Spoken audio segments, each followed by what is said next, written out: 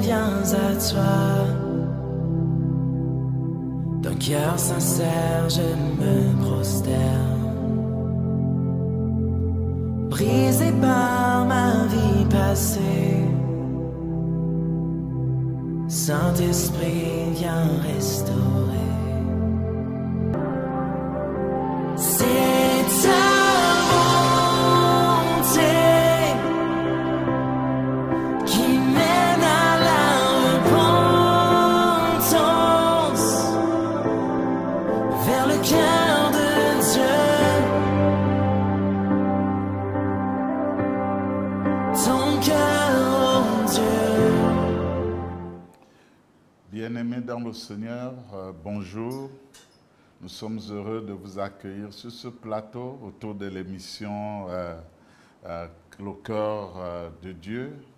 Et nous voulons bénir le Seigneur pour le révérend Makaya qui nous donne l'opportunité d'apporter une pierre à l'édifice qu'il est en train de bâtir autour de cette émission consacrée à l'évangélisation. Ce matin, donc, nous sommes heureux de partager ces instants avec vous. Nous avons pour thème ce matin notre responsabilité dans l'évangélisation du monde. Notre responsabilité dans l'évangélisation du monde, tel est le thème que nous allons partager pendant quelques instants avec vous. Nous partons déjà lire un texte qui nous allons qui va nous permettre de contextualiser ce que nous avons comme matière à vous donner ce matin. Je lis dans 2 Corinthiens, donc au chapitre 5, dès le verset 17, nous lirons donc jusqu'au verset 21. Si quelqu'un est en Christ, le texte nous révèle, il est une nouvelle créature. Les choses anciennes sont passées, voici toutes choses sont devenues nouvelles. Et tout cela vient de Dieu qui nous a réconciliés avec lui par le Christ et qui nous a donné le ministère de la réconciliation. Car Dieu était en Christ, réconciliant le monde avec lui-même, en n'imputant point aux hommes leurs offenses, et il a mis en nous la parole de la réconciliation. Nous faisons donc les fonctions d'ambassadeurs pour Christ. Comme si Dieu exhortait par nous, nous vous en supplions. Au nom de Christ, soyez réconciliés avec Dieu. Celui qui n'a point connu le péché, il l'a fait devenir péché pour nous, afin que nous devenions en lui justice. Tel est le texte qui va nous permettre de pouvoir vous fixer ces quelques paroles d'exhortation pour l'éveil de notre conscience en ce qui est de l'évangélisation du monde. Je m'avais introduit ce moment en vous racontant une histoire qui s'est passée quelque part. 2 villages étaient en conflit. Et dans l'un des villages, il y avait un fou. Et ce fou avait la capacité naturellement, à cause de son état psychologique, de pouvoir se rendre dans le village voisin quand il voulait. Et au fil du temps, dans les relations entre les deux villages, il va y avoir une relation conflictuelle qui va s'installer. Et donc les 2 villages vont être pendant un moment sous tension et étaient devenus finalement ennemis. Et pendant ce temps, le village voisin, donc au village du fou, va entreprendre de pouvoir mener une expédition contre le village du fou. Et ils vont faire des préparatifs autour de cette expédition. Et comme cet homme, ce fou, avait la possibilité de se rendre dans le village voisin, il va finir par révéler aux responsables de son propre village ce qui se tramait autour d'eux. Et là, les responsables, à cause de l'état psychologique de cet homme, vont refuser de recevoir son message, vont le rejeter et déterminé à pouvoir apporter tout de même le salut à son village, il va s'adresser ensuite aux femmes, pensant qu'elles au moins pouvaient écouter à cause de l'instinct maternel.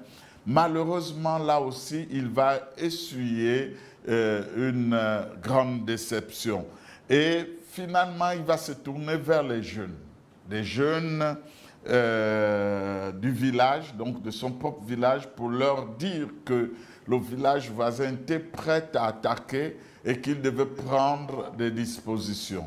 Malheureusement, là encore, l'échec fut cuisant. Il n'a pas pu convaincre donc ceux de son village de l'imminence de l'attaque du village voisin.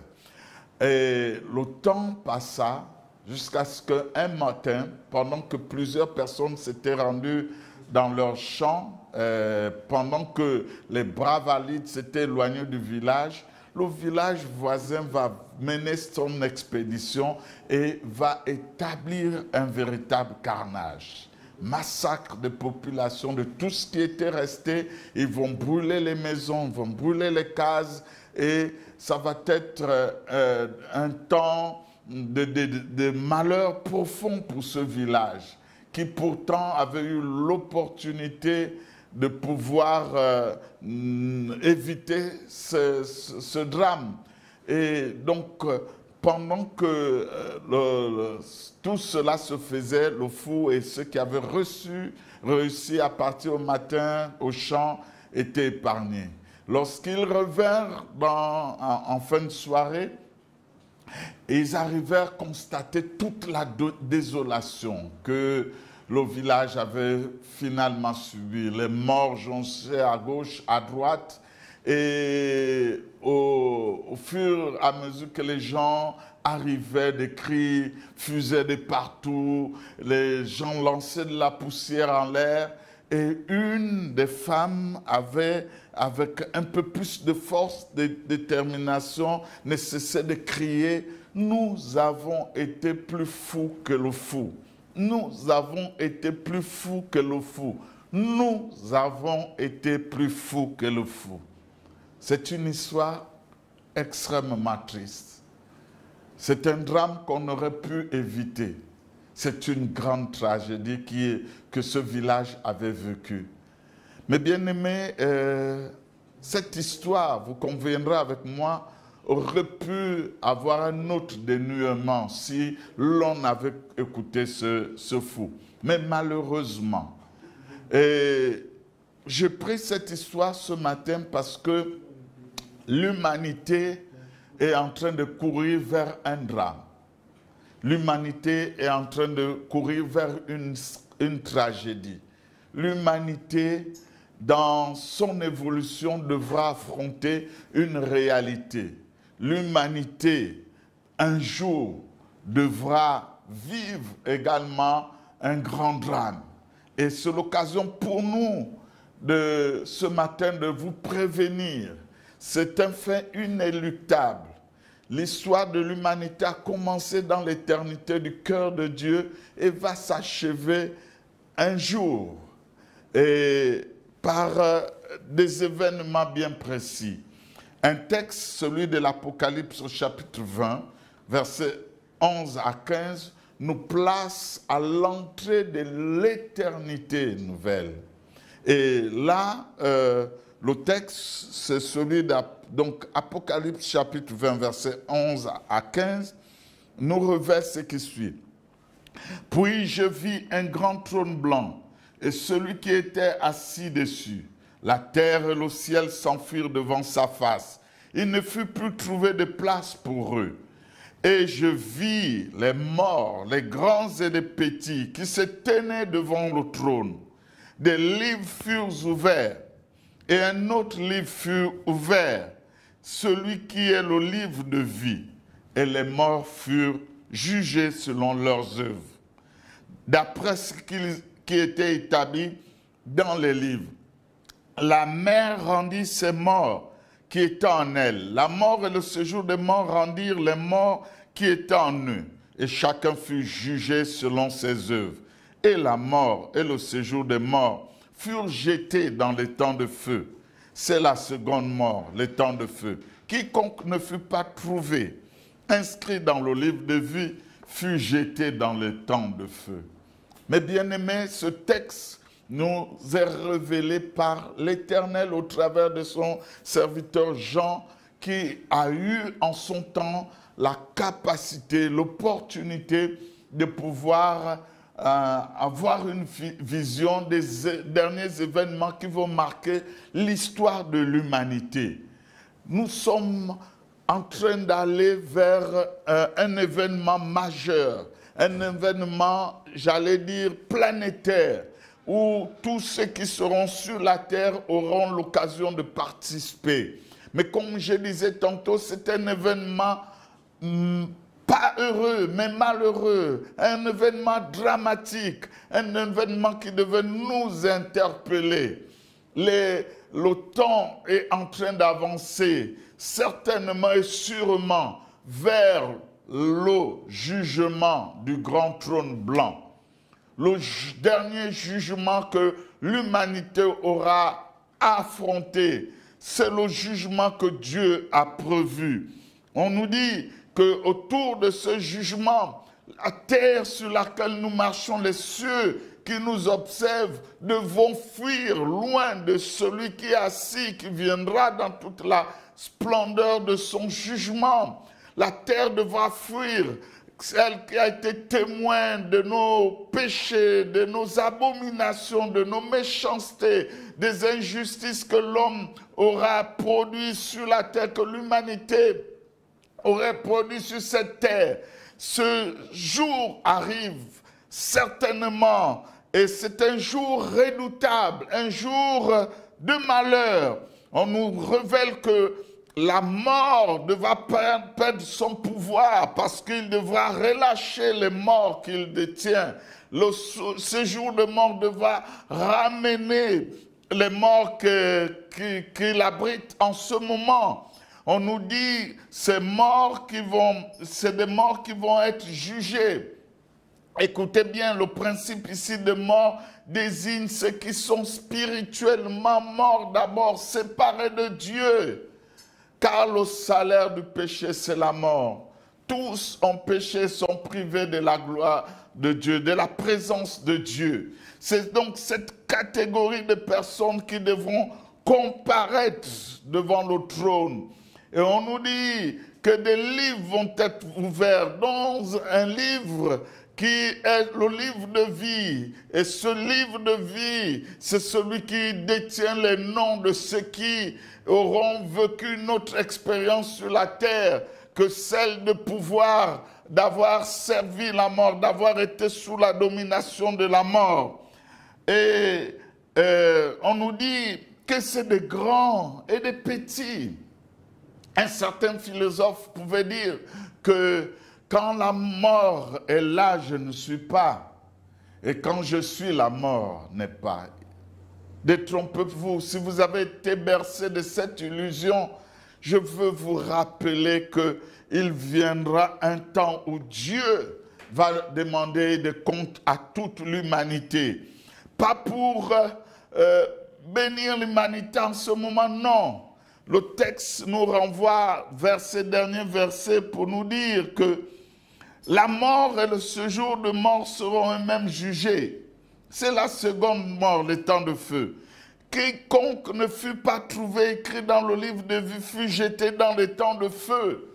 Donc nous allons assister à cette scène où plusieurs personnes devront se retrouver dans les temps de feu, perpétuellement en train de payer de leurs crimes, de leur rébellion, de leur meurtre, de tout ce que nous connaissons comme méchanceté sur la terre. Les hommes devront rendre compte. C'est un événement qui se place à la porte de l'éternité. Donc Dieu va séparer ceux qui naturellement l'ont rejeté de ceux qui ont cru en son nom.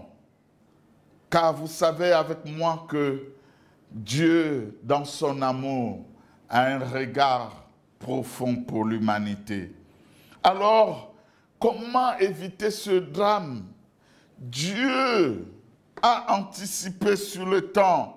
Quand il nous amène à considérer dans sa parole ce qu'il a fait pour nous amener à ce que ce drame ne se produise pas pour votre frère, pour votre sœur, car vous n'allez pas vouloir certainement que votre père, votre frère, votre sœur, le voisin avec qui vous avez vécu pendant longtemps se retrouve dans ce drame. Et Dieu donc nous rappelle au travers du texte du psaume 2, du verset 1 à 8 que je m'avais lu, Dieu dans son amour, je lis le texte. Pourquoi ce tumulte parmi les nations, ces vaines pensées parmi les peuples? Pourquoi les rois de la terre se soulèvent-ils et les princes se liguent-ils avec eux contre l'Éternel et contre son oint?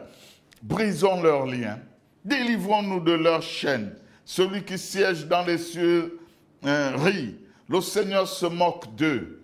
Puis il leur parle dans sa colère. Il les épouvante dans sa fureur. C'est moi qui ai oint mon roi sur Sion, ma montagne sainte. Je publierai le décret. L'Éternel m'a dit, tu es mon fils, je t'ai engendré aujourd'hui. Demande-moi, et je te donnerai les nations pour héritage, les extrémités de la terre pour possession. Psaume au chapitre 2, verset 1 à 8. Ce psaume nous place dans les temps éternels, dans la réflexion de Dieu. Et Dieu d'avance avait vu que Adam et Ève devaient plonger l'humanité dans le désastre du péché. Et depuis sa réflexion, il pouvait voir les méchancetés des hommes, le défier, lui le Créateur, les méchancetés des hommes, faire toutes sortes de péchés sur cette terre. Et Dieu dans les cieux demeure souverain. Le texte dit, il s'érit pour montrer qu'il demeure sur son siège imperturbable. Et là, même dans cette atmosphère conflictuelle avec l'humanité, il a toujours eu ce cœur d'amour et il va l'exprimer. Et nous voyons déjà que depuis l'éternité, il nous annonce le salut. Il nous annonce la possibilité de pouvoir éviter ce que le texte de l'Apocalypse nous a révélé tout à l'heure. Il est écrit, puis c'est moi qui ai oint mon roi Sion, ma montagne sainte. Je publierai le décret.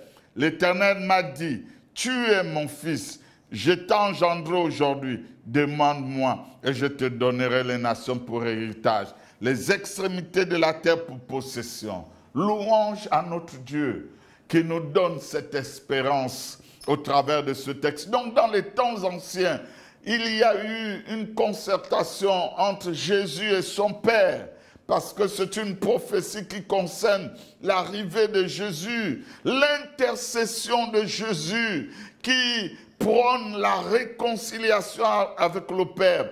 Donc ce texte nous annonce déjà que Jésus devait arriver. C'est ce qui fut fait en son temps, lorsque plus de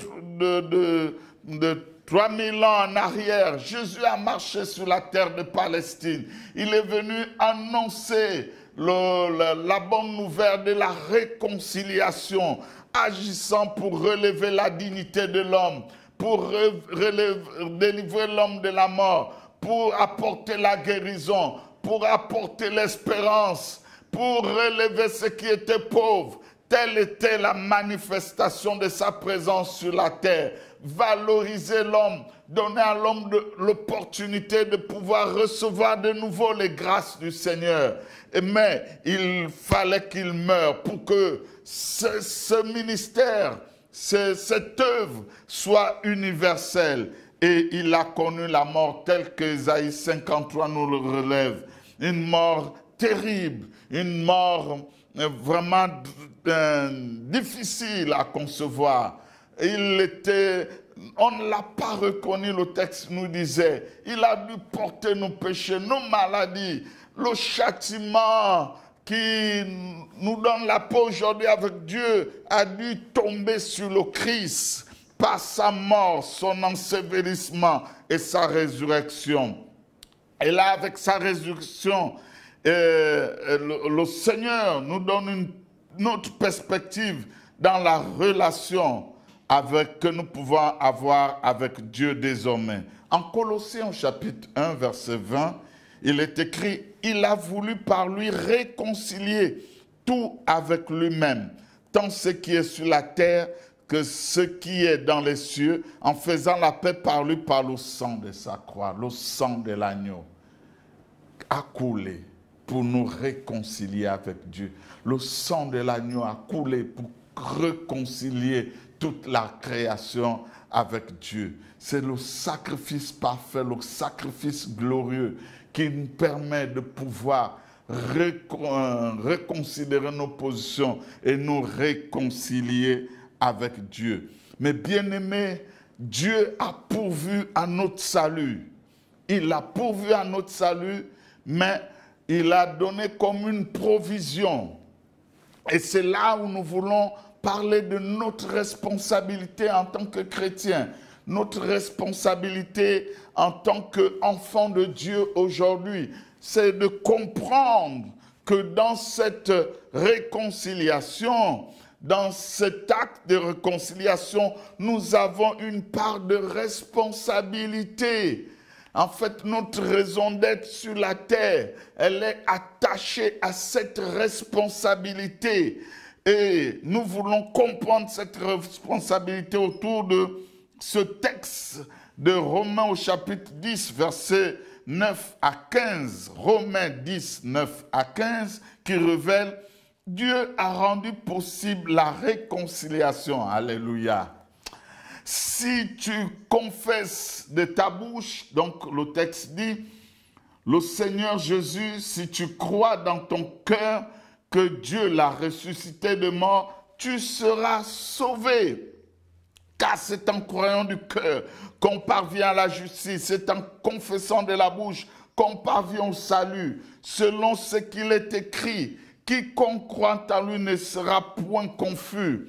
Il n'y a aucune différence, en effet, entre juifs et grecs, puisqu'ils ont tous un même Seigneur, qui est riche pour tous ceux qui l'invoquent.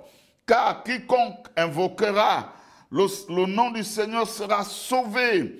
Comment donc invoqueront-ils? C'est la problématique ici. Comment invoqueront-ils celui à qui ils n'ont pas cru? Et comment croiront-ils à celui dont ils n'ont pas entendu parler? Et comment entendront-ils parler s'il n'y a pas qui prêche? Et comment y aura-t-il des prédicateurs s'ils ne sont pas envoyés? Selon qu'il est écrit qu'ils sont beaux les pieds de ceux qui annoncent la paix, de ceux qui annoncent la bonne nouvelle. Bien-aimés, comment entendront-ils si nous ne leur donnons pas l'occasion? Comment ton frère saura-t-il qu'il y a un drame qui l'attend? Comment ton quartier, ton voisinage saura-t-il si tu fermes ta bouche, si tu ne joues pas ton rôle? C'est là tous les sens de la révélation de texte fondamental qu'on vous a donné, le texte de base. Alors si quelqu'un est uni au Christ, il est créé à nouveau. Ce qui est ancien est fini. Ce qui est nouveau est là. Tout cela vient de Dieu. Il nous a réconciliés par lui, par le Christ, et nous a demandé d'annoncer cette réconciliation. C'est à nous, c'est notre responsabilité, notre raison d'être, quel que soit l'âge, quelle que soit l'ethnie, quel que soit le rang social. Nous devons annoncer la parole de réconciliation. Christ mort, enseveli, ressuscité, pour réconcilier l'homme avec Dieu. C'est le message, c'est le langage quotidien que nous devons prôner en tant qu'enfants de Dieu. Ce message de réconciliation, oui, c'est Dieu qui a réconcilié le monde avec lui par le Christ. Il ne tient plus compte des fautes des êtres humains. Il nous charge d'annoncer cette parole de réconciliation. Ce n'est pas le temps du jugement, c'est le temps de la réconciliation. Le temps du jugement viendra, peuple de Dieu. Nous prenons plaisir aujourd'hui d'annoncer le jugement à gauche, à droite par le principe de l'enlèvement. Non, Dieu, sans tenir compte des temps et circonstances, veut que les gens parviennent à la repentance. C'est le temps de la réconciliation, de la repentance. Et nous avons le devoir de nous armer de ce message, le devoir de nous lever. Tout est déjà fait. Dieu nous prend, c'est un ministère. Donc nous avons l'équipement possible. Ne te dis pas que tu n'es pas instruit. Ne te dis pas que parce que tu bégayes. Non, Dieu a fait de nous une institution de réconciliation. Ça veut dire qu'en toi, il y a un potentiel qui t'accompagne dans ton ministère. Tu as l'équipement qu'il faut pour annoncer la bonne nouvelle. L'équipement qu'il faut pour réconcilier le monde avec Dieu. C'est donc de la part du Christ que nous prenons la parole. En réalité, par nous, c'est Dieu lui-même qui vous lance un appel. Au nom de Christ, acceptez d'être réconcilié. Oui, toi qui m'écoutes, qui ce matin, au travers des réseaux sociaux, est parfait de l'événement qui va arriver, le jugement de l'humanité. Nous voulons te rappeler qu'au travers de nous, Dieu est en train de te parler pour te dire qu'il y a la possibilité pour toi d'être réconcilié avec lui, de ne pas être destiné à la mort éternelle, mais la possibilité pour toi de vivre la félicité éternelle. Cela, nous vous demandons avec force. Réconciliez-vous. Le Christ était sans péché, mais Dieu l'a chargé de notre péché. Alors maintenant, par le Christ, Dieu nous a rendus justes. Dieu peut te rendre juste. Je ne sais pas qu'est-ce que tu vis. Je ne sais pas quelle est la pensée ou l'analyse fais-tu de ta vie. Certainement, rien ne va, tout est triste. Mais j'ai l'opportunité de t'annoncer que tu es dans un état particulier. La Bible dit que tu es séparé de Dieu, car tous sont péchés et sont privés de la gloire de Dieu. Cela est dû à la nature qui te pousse au mal, à des mauvais choix, à errer ça et là. Mais Dieu, depuis les cieux, celui qui a dit au travers de sa parole qu'il nous a aimés au point qu'il ait donné son Fils, se substituant à la colère que Dieu avait pour nous lorsqu'il est mort sur la croix, nous donne aujourd'hui la possibilité de nous réconcilier. Tu peux te réconcilier avec Dieu. Tu peux avoir cette grâce. Simplement, le texte nous disait tout à l'heure, il suffit pour toi de croire et de confesser que Jésus est mort pour toi. Tu as la possibilité de là où tu es, de le faire, de pouvoir avoir la pensée vers Dieu. Et au peuple de Dieu, nous voulons rappeler qu'un drame attend l'humanité. Nous voulons rappeler que l'humanité est en danger. Le propriétaire des cieux et de la terre, celui qui a conçu toutes choses, a établi un calendrier. Nul ne connaît, même pas le Fils, le temps où il établira la plénitude de la justice sur l'univers. Mais nous avons une responsabilité, pas celle de nous asseoir, pas celle de condamner, mais de prôner la réconciliation. Et tu es un agent de réconciliation. Dieu a besoin de toi, de ta langue, de ta bouche, de ton témoignage. Il a besoin des actes qui viennent de toi pour convaincre pour que l'Esprit de Dieu puisse convaincre l'humanité de péché, de justice et de jugement, et finalement de comprendre l'amour de la croix. Il y a possibilité pour vous d'être réconciliés. Telle était la pensée de Dieu que nous avons voulu partager avec vous en ce jour. Tel était le message de l'Éternel pour nous amener à nous réveiller dans ces temps qui sont les derniers. Et il y a encore la possibilité dans ce chaos de vivre la justice, de vivre le bien-être, l'épanouissement. C'est l'évangile de Christ qui rend toutes ces choses possibles. Soyez bénis de vos maisons et permettez-moi de prier avec vous en cet instant. Père, nous avons parlé de ta part parce qu'il y a certaines personnes en ce moment qui m'écoutent et qui veulent prendre cette décision de pouvoir se réconcilier avec toi, qui ont besoin de ton secours. À ces personnes, nous leur demandons de répéter ces paroles. Père Céleste, j'ai été longtemps loin de toi, loin de ta face. Mais au travers de ce programme, tu me donnes la possibilité de la réconciliation parce que ton Fils a accompli une œuvre sur la croix.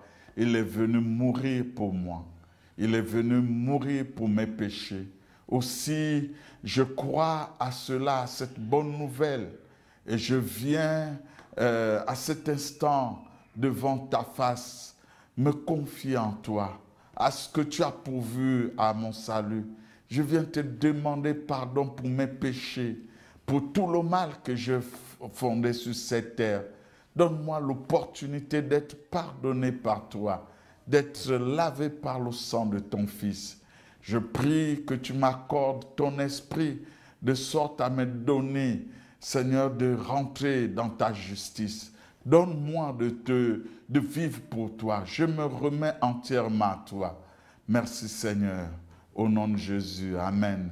Et pour le peuple de Dieu, à ceux qui m'écoutent, je prie en cet instant que la révélation du jugement dernier nous motive également. De là où tu es, tu perçois ce mystère futur. Et je prie que l'onction qui est attachée, l'onction qui te permettra de répandre l'évangile descende sur toi. La capacité de manifester la justice de Dieu, la sainteté de Dieu pour exprimer ton témoignage est manifeste en toi. La capacité de produire des signes, des prodiges et des miracles descend sur toi qui m'écoute maintenant. Au nom de Jésus, je prie que l'onction de révèle, l'onction qui rend beau les pieds qui annoncent l'évangile descende sur toi. Seigneur, merci parce que tu bénis ton peuple. Merci parce que tu donnes l'empressement à ton peuple. Merci parce que tu propulses ton peuple afin de repousser les ténèbres. Nous te bénissons du haut de ton trône et nous voulons que la louange et la gloire te reviennent au nom de Jésus. Amen. Merci donc de nous avoir suivis à cette émission, Le cœur de Dieu, où nous partageons des principes sur l'évangélisation. Nous encourageons le peuple de Dieu sur l'évangélisation. Nous voulons vous inviter à nous retrouver sur ce même canal la semaine prochaine où nous allons continuer avec cette émission. Que Dieu vous bénisse.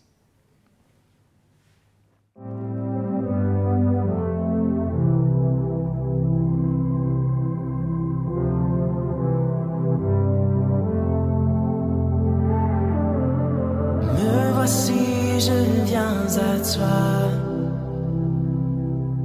D'un cœur sincère, je me prosterne. Brisé par ma vie passée, Saint-Esprit, viens restaurer. C'est ta bonté qui mène à la repentance. can